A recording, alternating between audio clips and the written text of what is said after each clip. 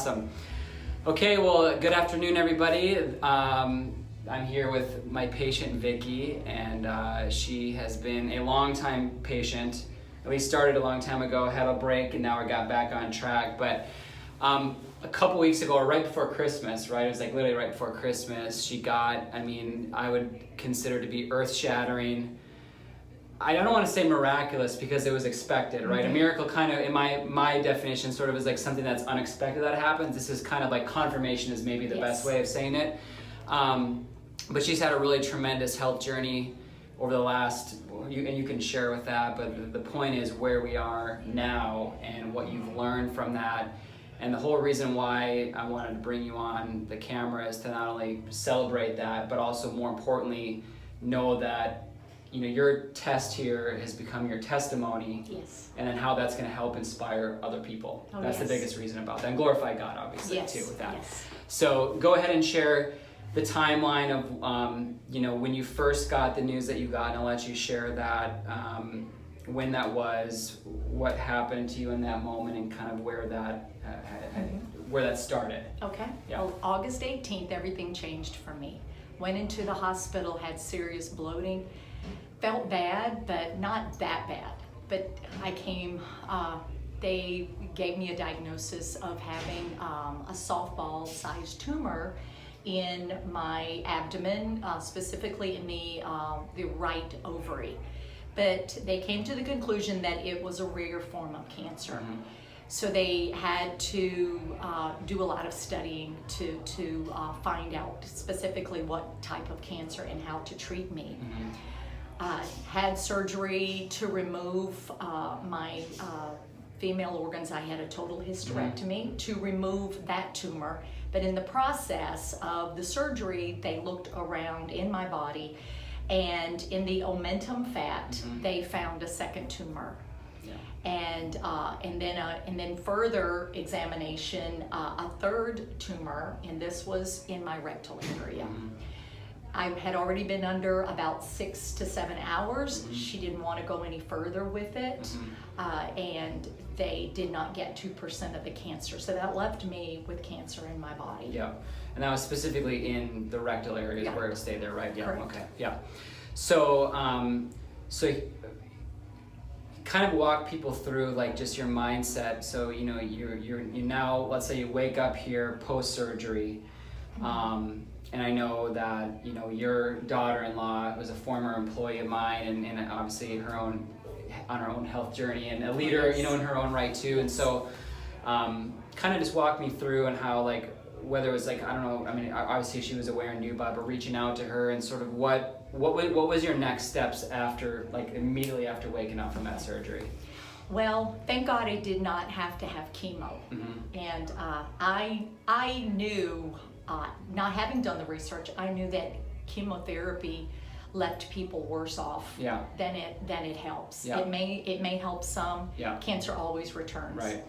So my daughter-in-law Tabitha, my son Joseph, they said something to me right after my surgery. They came to visit me, and they said, "Mom, don't go the traditional route. Don't take the chemo. Let's find out, let's find an alternative." And I didn't know it, but my daughter-in-law had called you and talked with you about it, and you said, "Get her in right now, let's get the treatment started." Yeah. So as soon as I was able to, probably maybe 5 to 6 weeks after the surgery, I started coming here. Yeah. My doctor, who's a great doctor, I love her. She and my oncologist, right? She prescribed a hormonal therapy pill that they give women my age, postmenopausal women that have had breast cancer. They give this pill, and you take one little pill every single day.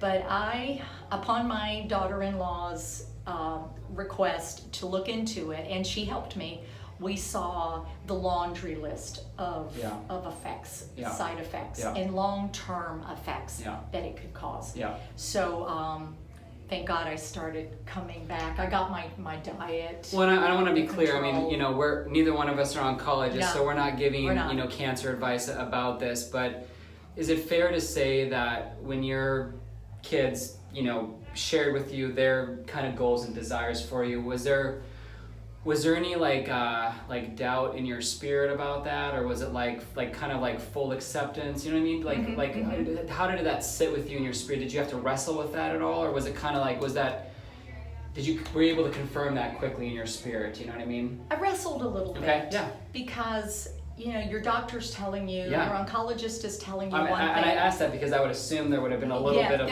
there was. jumbling You know, around. I did. I said, Lord, I need to know what to do. I need confirmation. Yep. But I did the research. Yeah. And Tabitha helped me point me in a direction. I wanted to know the truth. Yeah. I wanted to know if there were people out there that survived, that beat cancer. Yeah, right, exactly. And I found out that there are a lot of people. Yeah. And so I started on that journey of just getting the knowledge. Yeah. And the Bible says you'll know the truth and the truth will set you free. Exactly. And I went on just reading everything that I could read, following testimonies. And I found out that I didn't have to die from cancer. And I didn't have to have chemo, and I didn't have to take the little pill. So you got hope, you got clarity, you got like a plan together. You aren't just winging this, right? No. So I mean, I know that, you know, we did very specific supplementation from the get-go. I mean, radically, like insanely changed what you were eating. Diet right? just totally changed. I mean, I know you cut out sugar, and you're even taking it to another level here now, starting right with that. So, so the point is, like, wasn't just like, oh, like I'm gonna not do this cancer treatment and just see what happens. It was like really specific action steps. So we kind of fast forward. You know, we've been doing this for a solid 3 months now, or really close to that, anyways, 2.5. Hardcore adjustment protocol. I mean, getting your spine back on track. Obviously, your nervous system back on track. I mean, the nutrition was doing its thing, the supplements were doing its thing, and you got was it your first blood test since the treatment? So they were looking at, remind me of the marker that they were looking at, the specific one. Was it just cancer antigen? Yeah, that's right. 125 is the test. The specific one that they were monitoring for you. Exactly, and it's based on 35.0. To my understanding, and like I said, I'm not an expert, I'm not an oncologist, but that means that you have ovarian cancer, or you have cancer in your body. It's a specific blood test for that type of cancer, And the so the number, you know, in somewhere around 35 says, you know, you have cancer in your body. Yeah. But that's not the number I got. Right. So what was your number? My number was 9.2. Awesome. Yeah. That. So now, so you're meeting with your doctor. They're like, you're waiting in suspense for this number. Having full faith, it's going to be good. We already talked about that. You're like, you're waiting for your results, and like, hey, we know it's going to be good. And then you message me, and I'm like, we knew it already, but it's still, of course, exciting. What did the doctor say, like, when she saw that number? Well, what was her reaction to it? Yeah. Right. So going to Duke, they deal with it in a Duke My Chart. So it's very transparent. They give you all the test results. She sent me the test results. And the tagline was, "This is a great number." Yeah, awesome. Exclamation. Yeah, right. And wasn't there something like keep doing what you're doing kind of thing or something like that? No, she just said this is a great number and a lot of exclamation points. We'll do it.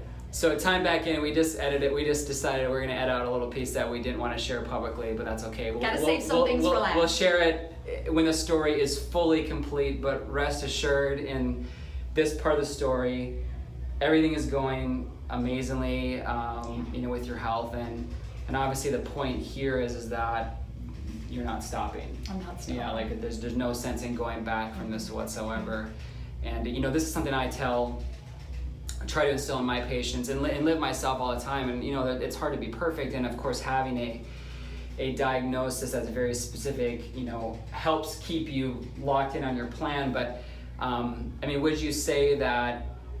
Confirm that living the way that you're living right now should be very close to how all people just live in general, because I always say the best cure for something is to not get it in the first place, right? Exactly. And really prevention. So by eating and living in a way that you're eliminating cancer from your body, the remnants of it, is that you're making sure that you're also not gonna have it ever come back again, Yes. right? And that's the biggest point here with And all that. I survived on the standard American diet. Yeah. Probably addicted to sugar. Lots of boxed, pre-prepared foods. Ate fast foods all the time. I had a horrible diet. Yeah. I would eat well sometime, but then I'd fall off the wagon, Yeah. and then it would start all over again. And Yeah. I was 210 pounds this time last January. And so where are you at now? I'm at 150. So you've lost 60 pounds. I lost 60 pounds. That's amazing. Yeah. And most of that it's not because of the illness, Yeah. the disease. Most of it is I made the decision to eat high nutrient foods. Exactly. And one kind of final point that I wanna just hammer home a little bit, because this is something that I think everybody struggles with. If I were to have asked you 2 years ago if you thought what your chances of getting cancer, or let's even say 5 years ago, what do you think your answer would have been? Oh, no way. Yeah, nobody ever thinks it's going to be them, No, right? So, I was shocked when they showed me the CT scan. I mean, you knew something was wrong, but you had no clue I that thought was it was that. gallbladder. Right. I thought, anything but cancer, not me. Yeah. So that's why I want to bring her on here too, to not only share the amazing story, but just remember, and this is not dire, speaking illness over your life, but you just need to live in such a way that these kinds of things have less of a chance of happening to you. But in the meantime, glory to God. Amen. 60-pound weight loss, cancer's being eliminated from our body. And not only that, I would probably, I know the answer to this, but no doubt you were feeling better than you ever felt. I wake up years, every right? day. It's a gift every single day, and I'm surprised. But then I'm not surprised. But I'm so thankful and I'm so grateful every single day. I feel so good. Awesome. At 61. Yeah, 61 years young. 61 years. You might have been young. 61 years old this time a year ago. Now you're 61 years younger, right? Amen. Awesome. Okay. Amen. Thank you. You're Thanks welcome. for everything. Good stuff, everybody.